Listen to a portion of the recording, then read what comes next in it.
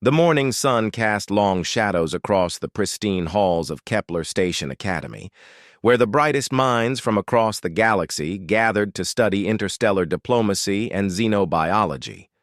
Students from dozens of species moved through the corridors, their conversations creating a symphony of clicks, chirps, and melodic tones that had become as familiar as breathing to most residents. But Maya Chen walked differently. While other students wore the standard academy uniforms, flowing robes for the ethereal Zephyrians, crystalline attachments for the silicon-based quartzlings, and simple tunics for most humanoid species, Maya's footsteps rang against the metal floors with a distinctive metallic rhythm. The sound came from the combat-grade armor plating that covered her from neck to toe. A dull gray exoskeleton that seemed completely out of place in the academic environment. "There goes the paranoid human again," whispered Zixtar, a tall, green-scaled reptilian whose species had never experienced warfare in their recorded history. His forked tongue flicked out in amusement as Maya passed their study group near the central fountain. Velana, an elegant celestial with translucent blue skin and eyes like starlight, giggled softly. "I heard she even sleeps in that thing. Can you imagine? What could possibly be so dangerous here that she needs to dress like she's going into battle?" The group's laughter attracted attention from nearby students. Soon a small crowd had gathered, all watching Maya as she made her way to Professor Cathron's advanced interspecies relations class. The Celestials whispered among themselves in their musical language, while the Quartzlings created soft, chiming sounds that somehow conveyed mockery. Even the usually reserved Zephyrians seemed amused, their wispy forms trembling with what could only be laughter. Maya kept walking, her helmet's HUD displaying the whispers and comments being translated in real time. She had learned to ignore them months ago, but some days the weight of their judgment felt heavier than the 40 pounds of armor she wore. "Maybe she's afraid of getting a paper cut," suggested Tronix, a bulky titan whose rock-like skin made him naturally armored anyway. "Or perhaps she thinks the library's quantum scanners might malfunction and give her radiation poisoning." More laughter rippled through the crowd. Maya's jaw tightened inside her helmet. But she maintained her steady pace. These students had grown up in a galaxy where the greatest threat most species faced was resource allocation disputes or territorial disagreements that were settled through diplomatic channels.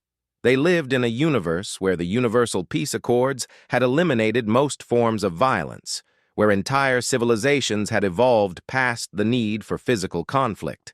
They had no concept of what it meant to fight for survival. As Maya entered the classroom, the chatter died down somewhat, but she could still feel eyes on her.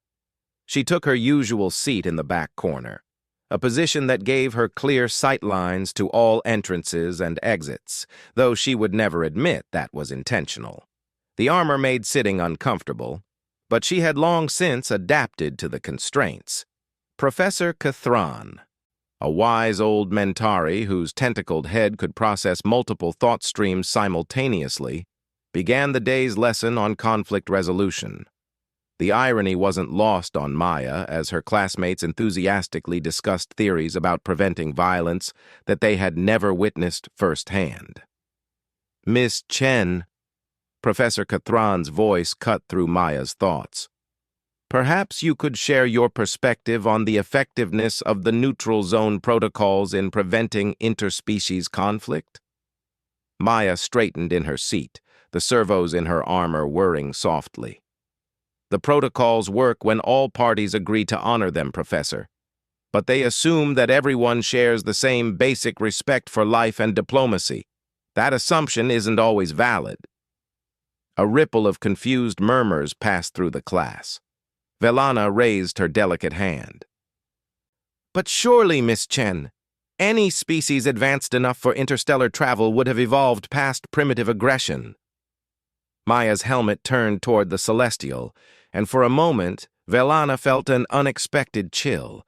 There was something in Maya's posture, a stillness that suggested coiled energy, that made the ethereal being uncomfortable. "You'd think so. Maya replied quietly. But evolution doesn't always move in the direction we'd prefer. Before anyone could respond, the classroom's emergency alert system activated. Red lights began flashing, and a calm, automated voice filled the room. Attention all students and faculty. This is a code yellow security alert. Please remain in your current locations while station security investigates reports of unauthorized vessels in the outer defense perimeter. This is likely a routine identification issue and will be resolved shortly. Most of the students looked mildly inconvenienced, as if this minor disruption to their academic schedule was the worst thing that could happen. Some Zephyrians actually seemed pleased by the change in routine, their gaseous forms swirling with what Maya recognized as excitement. But Maya had gone completely still. Her armor's internal systems had automatically activated, connecting to the station's security network through protocols most students didn't even know existed. Her HUD was now displaying tactical information. 3 unidentified vessels had dropped out of hyperspace at the system's edge, and they weren't responding to standard hails. The ship's configuration matched patterns in her armor's threat assessment database, patterns that made her stomach clench with familiar dread. "Professor Cathran," Maya said, standing abruptly. The motion caused her armor to whir and click in ways that suddenly seemed much more ominous than usual. "With respect, I don't think this is routine." Cathran's tentacles swayed thoughtfully. "I'm sure station security has everything under control, Miss Chen. These alerts happen several times a year, usually just merchant vessels with faulty transponders or diplomatic couriers running behind schedule." Maya's helmet turned toward the large observation window that offered a view of space beyond the station. In the distance, she could see tiny flashes of light, too regular to be stars, too purposeful to be random. Her enhanced vision systems zoomed in automatically, and what she saw confirmed her worst fears. Those weren't merchant ships. "Professor," Maya said more urgently, her voice carrying a note that made several students shift uncomfortably. "I need you to initiate emergency lockdown protocols. Now." "Miss Chen, I think you're overreacting." Maya's response was cut short as the station shuddered violently. Emergency lighting kicked in as the main power grid fluctuated, and the calm voice from the speaker system was replaced by a much more urgent tone. "Code red. Code red. All students and faculty report to designated emergency stations immediately. This is not a drill." Chaos erupted in the classroom. Students who had never experienced anything more stressful than a difficult exam began to panic. Velana's luminous form flickered with terror, while Zixtar's scales changed from green to a sickly yellow. The Quartzling's melodic voices became discordant with fear, and even the usually composed Zephyrians were swirling in agitated patterns. But Maya wasn't panicking. She was moving. Her armor's systems had shifted into combat mode, overlaying tactical information across her vision. She moved to the window again, her enhanced optics analyzing the approaching ships with professional efficiency. 3 vessels, definitely military configuration, definitely hostile. Their hulls bore markings she recognized, insignia that belonged to the Ravager clans, a collection of species that had rejected the Universal Peace Accords and made their living through raiding and conquest. "Everyone stay calm," Maya commanded, her voice carrying an authority that cut through the panic. "Professor Cathran, where is the nearest emergency shelter?" Cathran's tentacles were quivering with anxiety, but he managed to point toward a corridor leading deeper into the station. "Sublevel C, Section 12, but surely the station's defenses—" Another impact shook the station, this one strong enough to throw several students off balance. Through the window, Maya could see debris floating past, pieces of the station's outer defense platforms. The defenses were already failing. "We need to move," Maya announced, her armor's external speakers amplifying her voice. "The emergency shelters are rated for hull breaches and radiation exposure, but we need to get there before—" The lights went out completely. Emergency power kicked in a moment later, bathing everything in red light, but the damage was done. Maya's classmates were now in full panic mode. Some were crying, others were calling for their parents across impossible distances of space, and a few had simply frozen in terror. Maya activated her armor's external illumination systems, casting bright white light throughout the classroom. "Listen to me," she said, her voice now carrying the unmistakable tone of someone who had been in similar situations before. "I know you're scared. That's normal. But panic will get you killed. We're going to leave this room in an orderly fashion and make our way to the emergency shelter. Stay close, stay quiet, and do exactly what I tell you." "Why should we listen to you?" demanded Tronix, his rocky features twisted with fear and indignation. "You're just another student." "Where are the security forces? Where are the teachers?" Maya's helmet turned toward him, and even in the red emergency lighting, there was something in her posture that made him take a step back. "Because," she said simply, "I've done this before." Before anyone could ask what she meant, the classroom door burst open, but instead of security forces or faculty members, 3 figures in environmental suits entered the room. Their weapons were drawn, and their intentions were clear from the way they immediately began scanning the group of students. These weren't rescuers. The lead figure spoke in a guttural language that Maya's translator identified as a Ravager dialect. "Valuable specimens present. Celestials, Mentari, various others. The auction houses will pay well for Academy students." Maya felt the familiar cold settle over her. The same emotional shutdown that had kept her alive through situations her classmates couldn't imagine. Her armor's weapons systems came online silently, hidden beneath the external plating. She had exactly one chance to get this right. "Nobody move," she whispered to her classmates, her voice barely audible but somehow carrying absolute authority. "No matter what happens, nobody move until I tell you." The Ravager holding the neural scanner pointed it at Velana, whose celestial physiology would indeed be valuable on the black market slave trade. But as the raider stepped closer to the terrified student, Maya moved. Her armor's stealth systems engaged first, bending light around her form and making her nearly invisible in the chaotic red lighting. The motion was so fluid, so practiced, that she seemed to simply vanish from where she had been standing. The first Ravager never saw her coming. Maya's armored fist connected with the Raider's helmet with enough force to crack the faceplate and send the figure crashing into the wall. Her left arm came up to block the second attacker's weapon, while her right deployed a built-in energy blade that sliced through the Raider's gun like it was made of paper. The third Ravager had time to raise his weapon and fire, but Maya's armor absorbed the blast while she closed the distance between them. A knee strike to the solar plexus doubled him over, and an elbow to the back of the neck dropped him to the floor. The entire fight lasted less than 10 seconds. Maya stood among the unconscious raiders, her armor's systems cycling back to normal mode. Steam rose from the overheated servos, and small lights blinked across her chest plate as the internal systems ran diagnostics. The classroom was completely silent. Maya turned toward her classmates, who were staring at her with expressions of shock, fear, and something that might have been awe.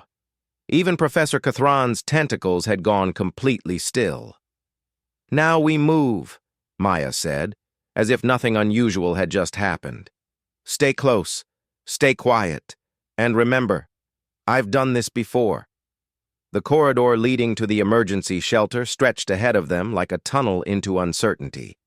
Maya led the group of 23 students and Professor Cathron through the dimly lit passage, her armor's sensors continuously scanning for threats.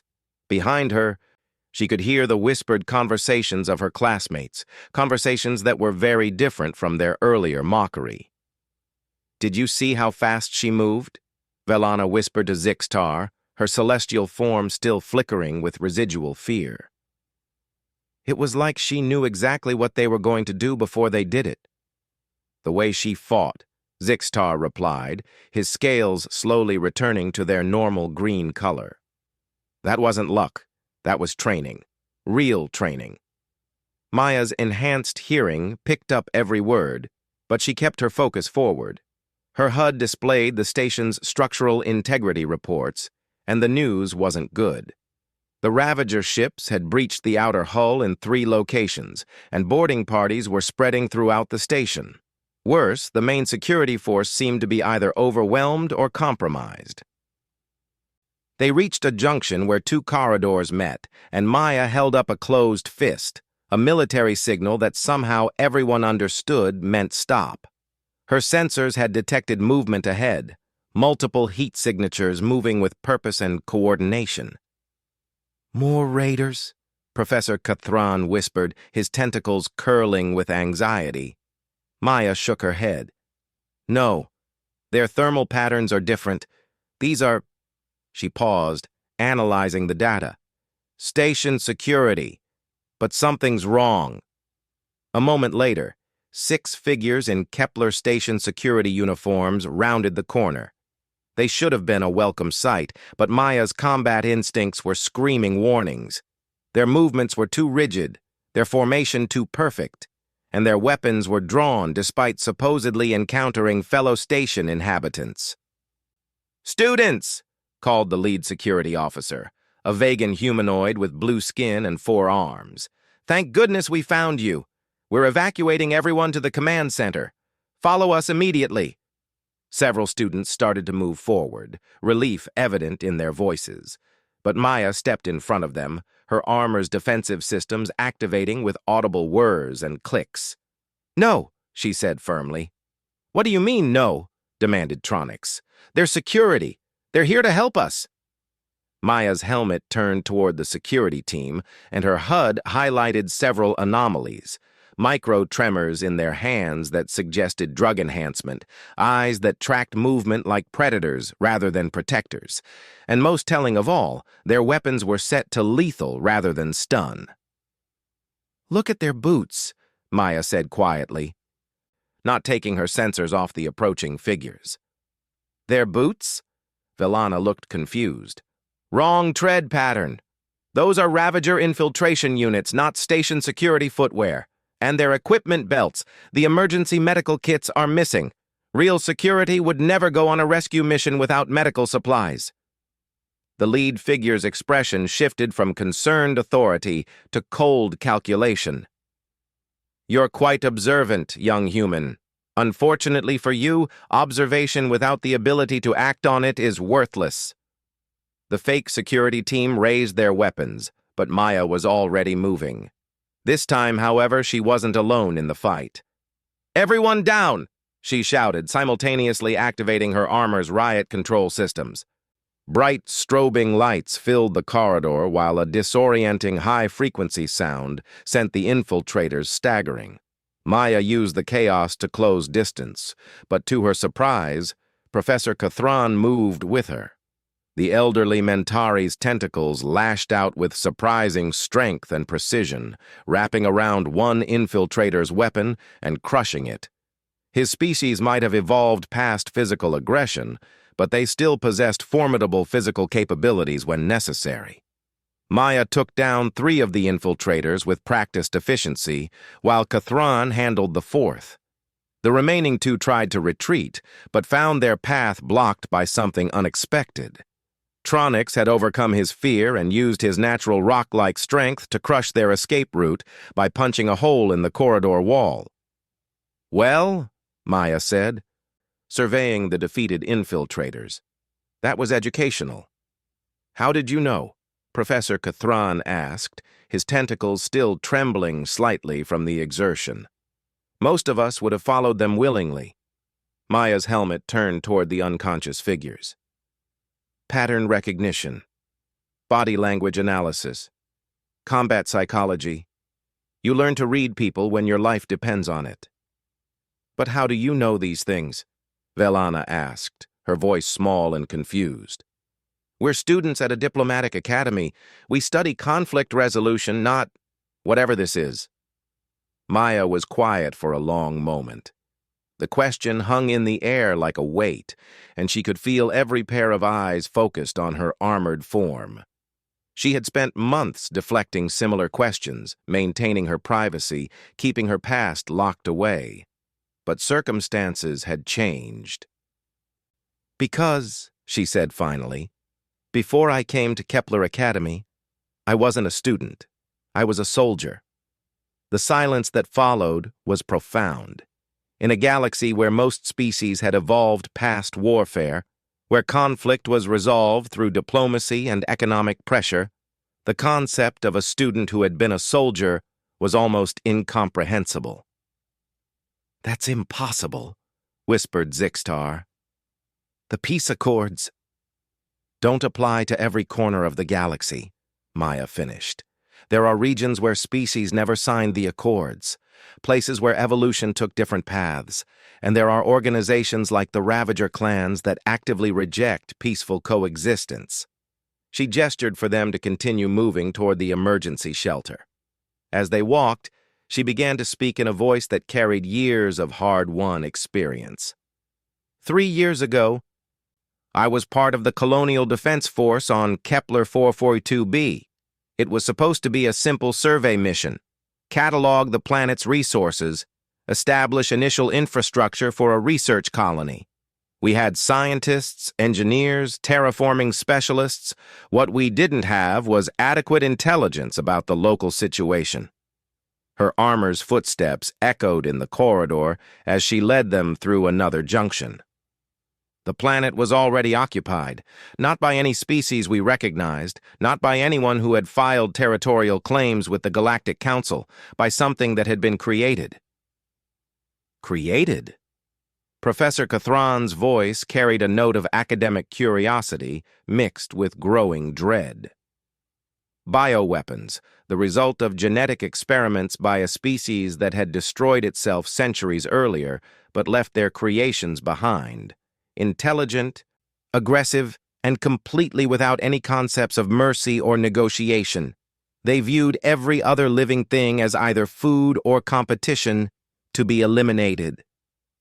Maya paused at another intersection, her sensors scanning ahead before she continued both the journey and her story. My unit was assigned to protect the science team. 47 humans, 12 Celestials, 8 Mentari researchers, and 6 Vegan engineers. When the attacks began, we had maybe 30 seconds of warning. Her voice grew quieter, more distant. The first wave killed half the research team before we even knew we were under attack. The second wave took out our communications array and our transport shuttles. By the third wave, we realized that this wasn't a territorial dispute or a case of mistaken first contact. This was extermination. The corridor ahead opened into a wider area, a recreational space with seating areas and large windows that normally showed the starfield beyond. Now they showed the ongoing battle as station defense platforms exchanged fire with the Ravager ships. For 6 months, Maya continued, we held them off. 47 humans against thousands of creatures that had been designed to be perfect killers. We learned to move at night, to set traps, to use the environment against them. We learned that sometimes diplomacy isn't an option. 6 months? Velana's voice was barely above a whisper. How did you survive?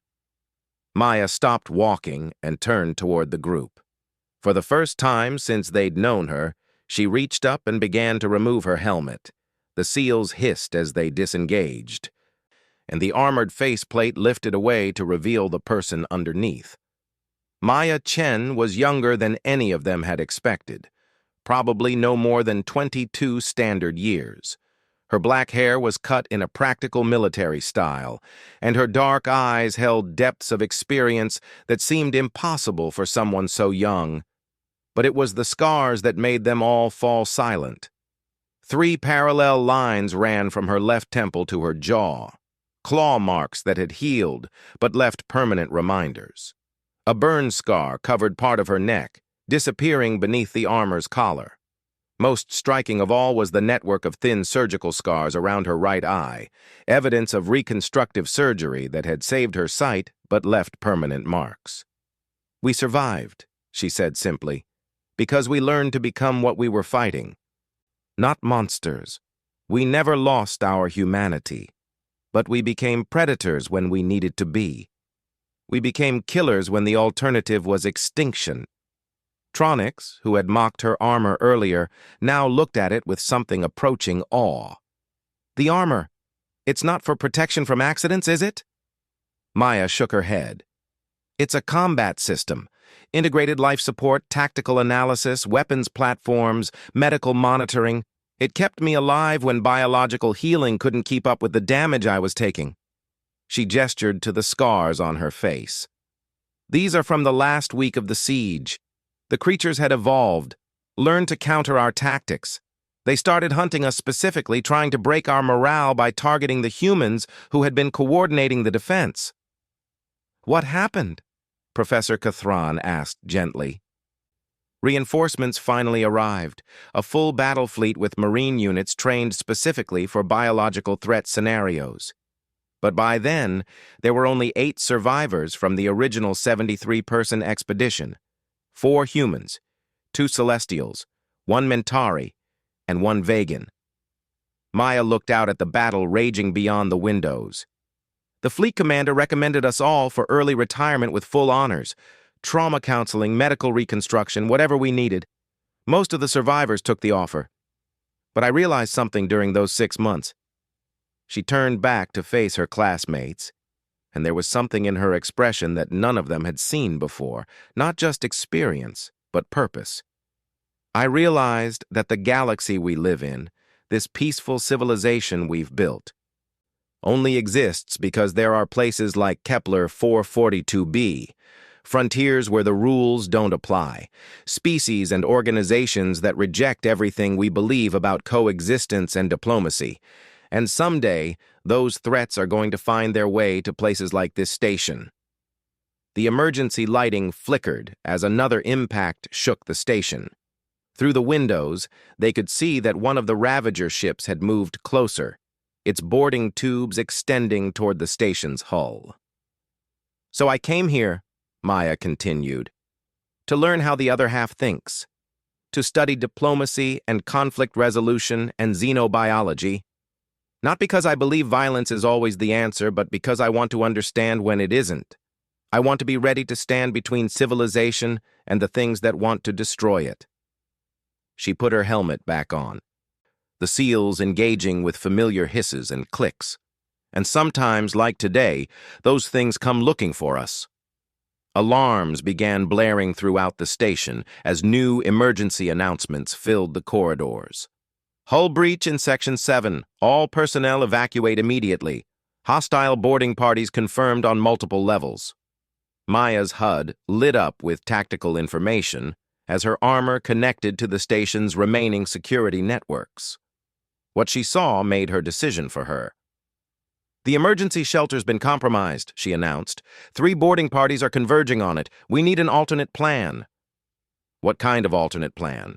Zixtar asked, though his tone suggested he was beginning to understand that their armored classmate might be their best hope for survival. Maya's helmet turned toward the large windows showing the ongoing space battle. We're going to do something that definitely isn't in any diplomatic textbook, she said. We're going to take the fight to them. Maya's plan was audacious, dangerous, and completely contrary to everything her classmates had been taught about conflict resolution. But as they huddled in the observation lounge, watching Ravager boarding pods attached to the station's hull like metallic parasites, even the most pacifist among them had to admit that diplomacy wasn't going to solve this crisis. You want us to do what exactly? Tronix asked, his rocky features creased with disbelief. Counterattack, Maya said simply, her armored fingers dancing over a portable tactical display she had produced from her armor's storage compartments. The Ravagers are following a standard boarding protocol, multiple entry points, divide the defenders, secure valuable assets. They're expecting panic and chaos, not organized resistance. Professor Cathran's tentacles swayed thoughtfully. Miss Chen, I appreciate your military experience, but we're academics, not soldiers. Most of my students have never held a weapon, let alone used one in combat. Maya looked around the group. 23 beings from a dozen different species, all of whom had spent their lives believing that violence was a relic of their primitive ancestors. Under normal circumstances, Cathran would be absolutely correct. But these weren't normal circumstances.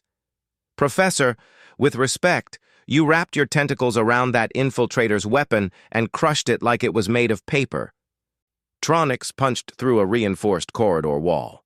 Villana's species can manipulate light wavelengths with sufficient focus to temporarily blind attackers. Maya's HUD highlighted each student as she spoke. You're not soldiers, but you're not helpless either. She manipulated the tactical display, showing the station's layout with red markers indicating Ravager positions and blue markers showing potential defensive positions. The Ravagers are expecting to face standard station security, maybe a few guards with basic training and equipment designed for civil emergencies. They're not expecting coordinated resistance from people who understand their own capabilities. Zixtar, whose scales were still showing stress patterns, raised a clawed hand. Even if we could fight them, what's the point? We're students and professors against professional raiders. The math doesn't work in our favor. Maya's helmet turned toward him, and even through the armored faceplate, her intensity was apparent. The math never worked in our favor on Kepler 442b either. 47 humans against thousands of bioweapons. But we won, because we understood something our enemies didn't. What's that? Asked Villana, her celestial form slowly brightening as she began to overcome her fear. We understood that survival isn't about being stronger or faster or better armed than your opponent. It's about being more adaptive, more creative, and more willing to do whatever it takes to protect the people who matter to you. Maya stood and moved to the large observation window, her armor's sensors analyzing the tactical situation outside. 2 of the 3 Ravager ships were now firmly attached to the station, while the third maintained overwatch position. Boarding tubes glowed with the heat of cutting torches as the raiders worked to breach the station's hull. The Ravagers have made several tactical mistakes, she continued, her voice taking on the tone of a military briefer. First, they've assumed that everyone on the station is a non-combatant. Second, they've divided their forces across multiple entry points, which means they're operating in smaller groups. Third, they've underestimated the station's defensive capabilities because most academic facilities don't have military-grade systems. She turned back to face the group. But Kepler Station Academy does have those systems. They're just not activated because we live in a civilized galaxy where academic facilities shouldn't need defensive weapons. Professor Cathran's tentacles curled with interest. You're talking about the emergency defense grid that was installed during construction. But those systems have been locked down since the station opened. No one has access codes except former military personnel with appropriate security clearances, Maya finished, which I happen to have. The realization hit the group like a physical force. They weren't trapped victims waiting for rescue. They were potential combatants with access to weapon systems that could turn the tide of the battle. This is insane, muttered one of the Quartzling students, her crystalline form resonating with uncertainty. We're talking about actual warfare. People could die. Maya's voice, when she responded, carried the weight of hard experience. People are already dying. The question is whether we're going to let the Ravagers choose who lives and who doesn't, or whether we're going to have a say in the matter. She activated her armor's communication systems, broadcasting on multiple frequencies until she found one that connected to the station's emergency command network. The voice that answered was strained but professional. Station Commander Vale, a veteran Vegan administrator who had been trying to coordinate the defense from the command center. This is Kepler Station Command. Who is this? Commander Vale. This is Maya Chen, Colonial Defense Force, ID number 77 Alpha 442 Bravo. I'm in Section C with a group of students and faculty. Request permission to activate emergency defensive protocols. There was a pause, filled with the sounds of battle in the background. Then, Maya Chen. Wait, I know that name. You're the survivor from the Kepler 442b incident. What's your current tactical assessment? Maya's classmates exchanged glances. Even the station commander knew who she was, and treated her not like a student, but like a military professional. 3 Ravager vessels, estimated crew complement of 60 to 80 per ship. Standard boarding protocol with multiple entry points. They're expecting minimal resistance and are moving to secure high-value assets for slave trade. Maya's voice was crisp and professional. I can see their tactical pattern, Commander. They're vulnerable to coordinated counterattack if we can activate the internal defense grid. Negative on the defense grid, Vale replied, his voice tight with frustration. Primary command center is under siege. We've lost access to most automated systems. Maya smiled inside her helmet. Commander, I'm not talking about activating it from the command center. I'm talking about manual activation from the secondary nodes. It'll require someone to physically reach each activation point, but it can be done. Another pause. Then, Miss Chen, are you volunteering for a suicide mission? No, sir. I'm volunteering to do what needs to be done, and I'm not doing it alone. Maya looked around at her classmates, seeing something in their expressions that hadn't been there before. The fear was still present.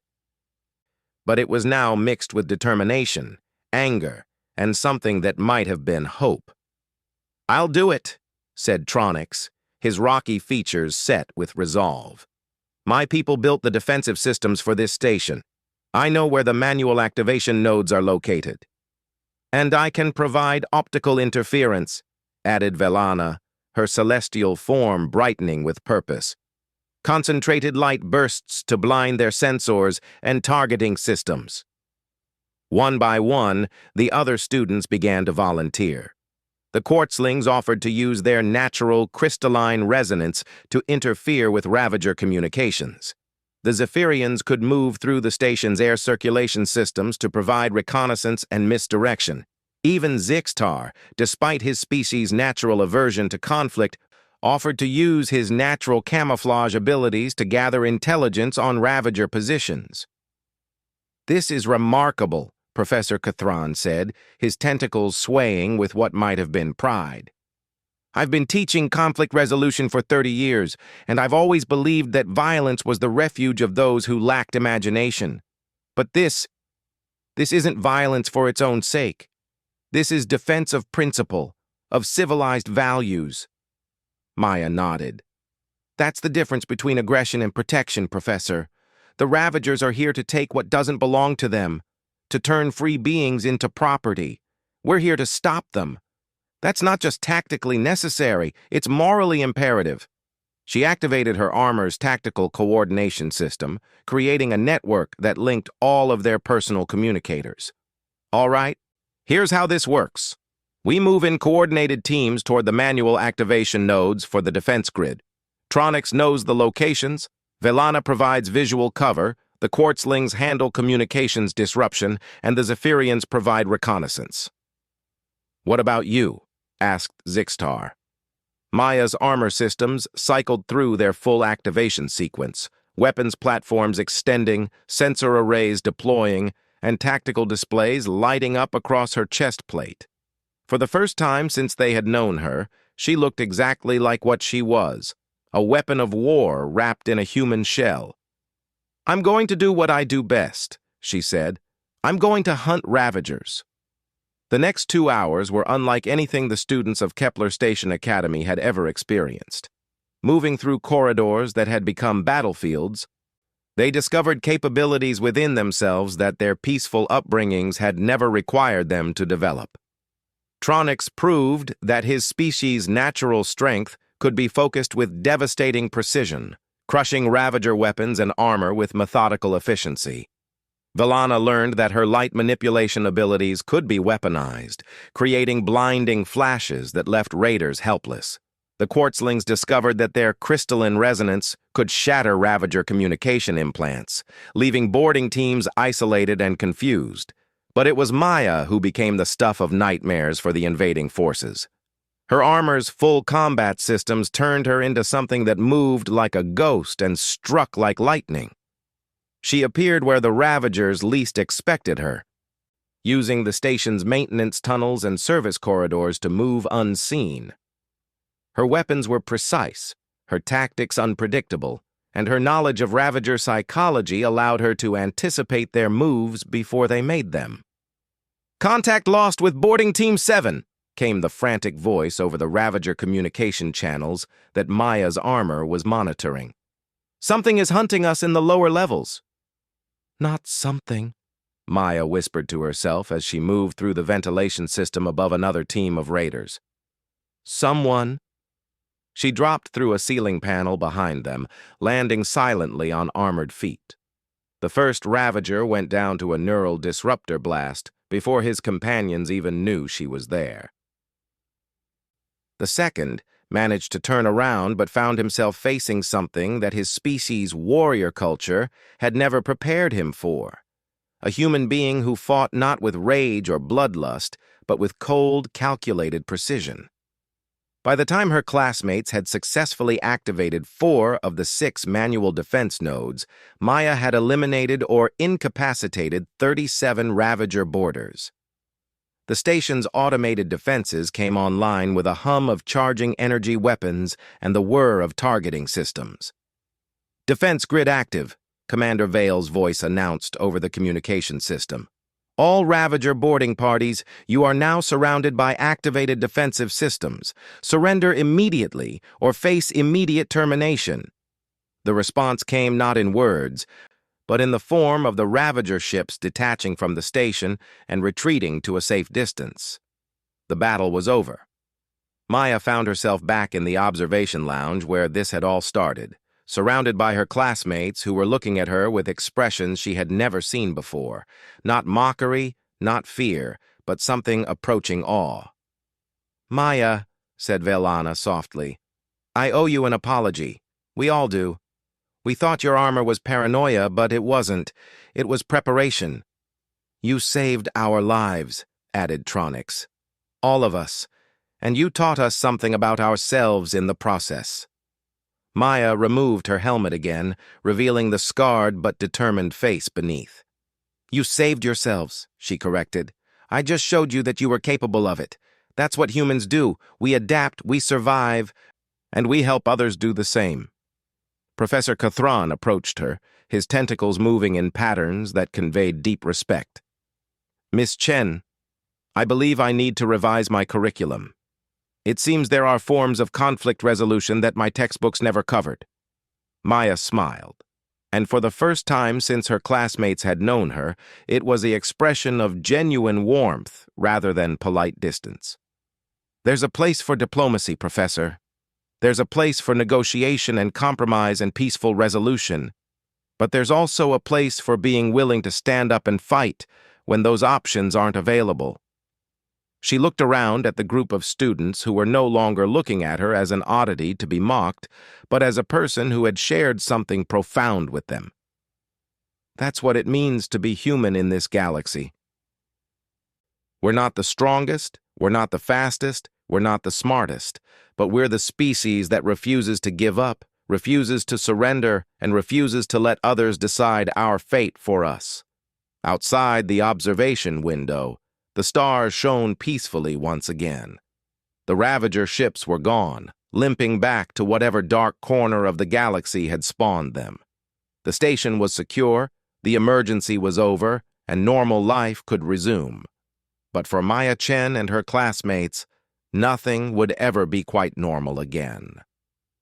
They had discovered that beneath the veneer of civilized society, the capacity for courage and sacrifice and heroism still existed.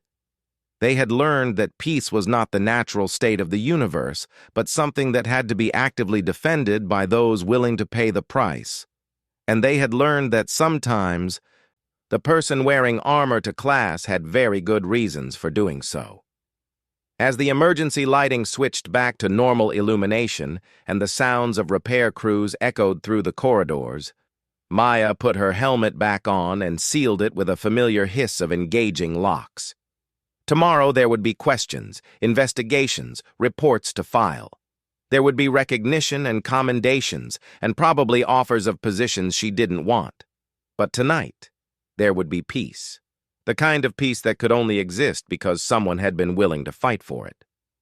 "So," said Zixtar, his scales now showing colors that Maya's armor identified as contentment and respect. "Same time tomorrow for advanced interspecies relations?" Maya laughed, a sound her classmates had never heard from her before, rich and warm and utterly human. "Same time tomorrow," she agreed. "Though I think Professor Cathran might want to add a new section to the syllabus." As they made their way back through the corridors toward their dormitories, Maya noticed that her footsteps no longer rang alone against the metal floors. Her classmates walked with her now, not because they feared her or pitied her or felt obligated to include her, but because they had shared something that had changed all of them. The armor that had once set her apart had become a symbol of what it meant to be prepared, to be willing to sacrifice for others, to be human in a galaxy that sometimes forgot the value of those qualities. And for the first time since arriving at Kepler Station Academy, Maya Chen felt like she truly belonged.